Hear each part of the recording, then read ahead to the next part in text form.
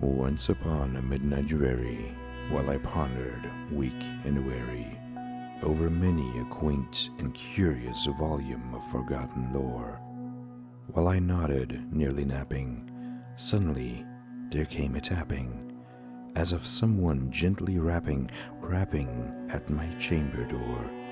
"'Tis visitor," I muttered, "tapping at my chamber door. Only this, and nothing more." Distinctly I remember, it was in the bleak December, and each separate, dying ember wrought its ghost upon the floor.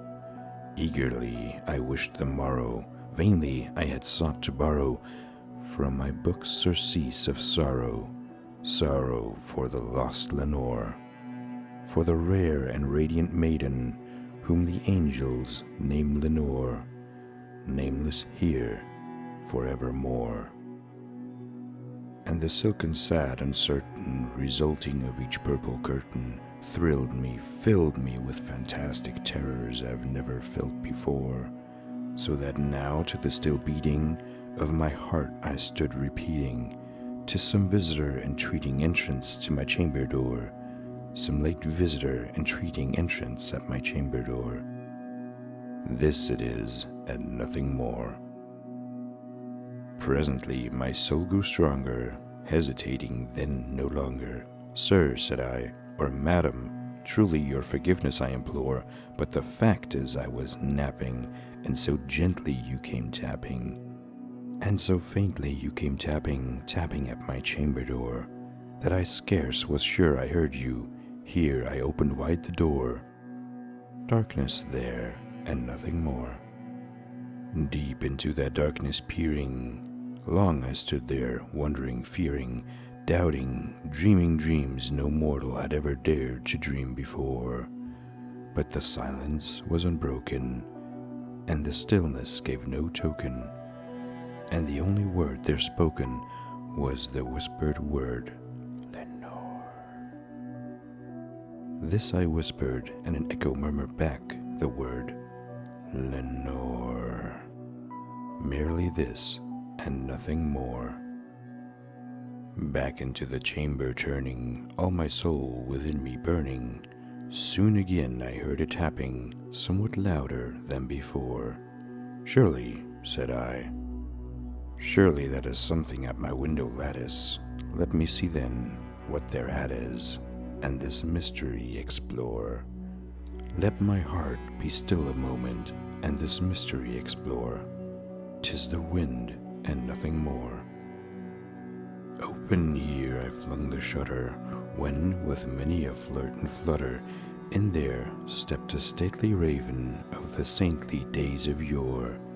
Not the least obeisance made he, not a minute stopped or stayed he, but with mien of lord or lady, perched above my chamber door, perched upon a bust of Pallas, just above my chamber door, perched and sat, and nothing more.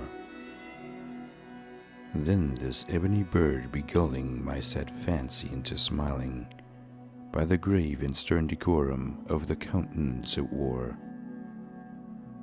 "Thou thy crest be shorn and shaven, thou," I said, "art sure no craven, ghastly, grim, and ancient raven, wandering from the nightly shore. Tell me what thy lordly name is on the night's Platonian shore." Quoth the raven, "Nevermore."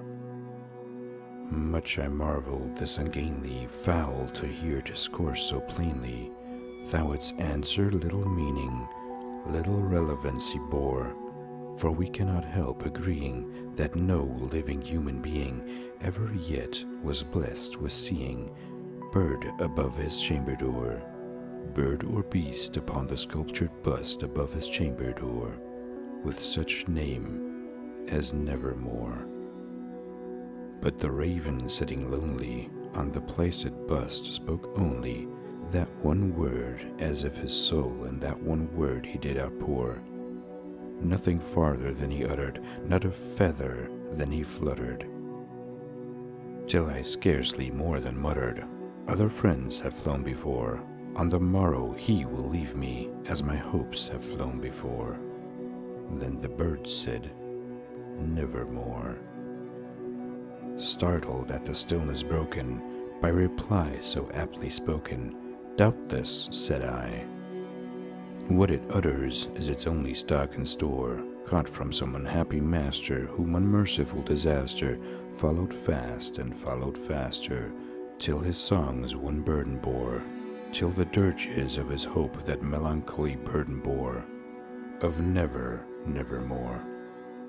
But the raven still beguiling all my fancy into smiling, straight I wheeled a cushioned seat in front of bird and bust and door. Then upon the velvet sinking, I betook myself to linking fancy into fancy, thinking what this ominous bird of yore, what this grim, ungainly, ghastly, gaunt, and ominous bird of yore meant in croaking nevermore. This I sat engaging and guessing, but no syllable expressing to the fowl whose fiery eyes now burned into my bosom's core. This and more I sat divining, with my head at ease reclining on the cushion's velvet lining, that the lamplight gloated o'er, but whose velvet violet lining with a lamplight gloated o'er, she shall press, nevermore. Then methought the air grew denser, perfumed from an unseen censer, swung by seraphim whose footfalls tinkled on the tufted floor. Wretch, I cried, thy God hath lent thee, by these angels he hath sent thee, respite and nepenthe from the memories of Lenore. Quaff, oh quaff this kind nepenthe, and forget this lost Lenore. Quoth the raven, nevermore. Prophet, said I, thing of evil, prophet still, if bird or devil, whether tempter sent or whether tempest tossed thee here ashore, desolate yet all undaunted, on this desert land enchanted, on this home by horror haunted, tell me truly, I implore, is there balm in Gilead? Tell me, I implore. Quoth the raven, nevermore. Prophet, said I, thing of evil, prophet still, if bird or devil, by the heaven that bends above us, by the God we both adore, tell this soul with sorrow laden, if, within the distant Aidenn, it shall clasp a sainted maiden, whom the angels name Lenore, clasp a rare and radiant maiden, whom the angels name Lenore. Quoth the raven, nevermore. Be that word or sign of parting, bird or friend, I shrieked, upstarting. Get thee back into the tempest and the night's Plutonian shore. Leave no black plume as a token of that lie thy soul hath spoken. Leave my loneliness unbroken. Quit the bust above my door. Take thy beak from out my heart, and take thy form from off my door. Quoth the raven, nevermore. And the raven, never flitting, still is sitting on the pallid bust of Pallas, just above my chamber door, and his eyes have all the seeming of a demon's that is dreaming, and the lamplight o'er him streaming throws his shadow on the floor, and my soul from out that shadow that lies floating on the floor shall be lifted nevermore.